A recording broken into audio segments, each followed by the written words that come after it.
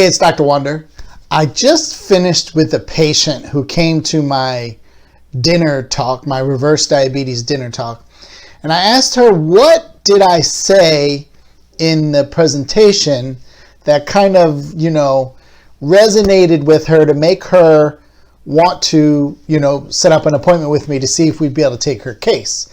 And she said, when you laid out the story of how I was diagnosed, you were talking right to me. And she said, you should tell more people that story. And so here we go.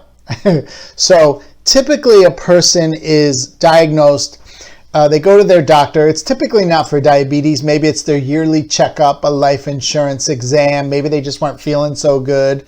But they go to the office, they get blood done, and then they get a call a couple days later from the office, and they're told, hey, the doctors saw your blood work, we want to see you. And you go into the office, and, I'm going to make a long story short.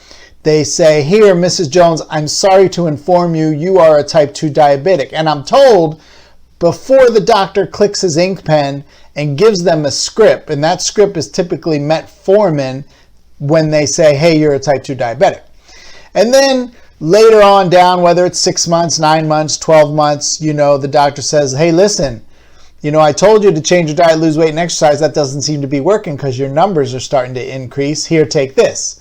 And now we get into one of the G drugs, typically Glipizide, Glipizide.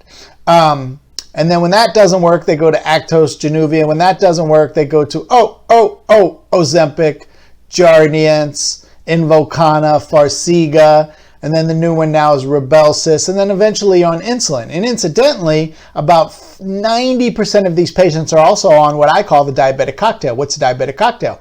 Blood sugar, blood pressure, and a statin. And what's interesting is about 50% of these patients who are on either blood pressure or a statin, which is a drug that lowers your cholesterol, your triglycerides, etc., they don't have this problem. And I'm like, well, why are you taking this medication if you don't have the problem?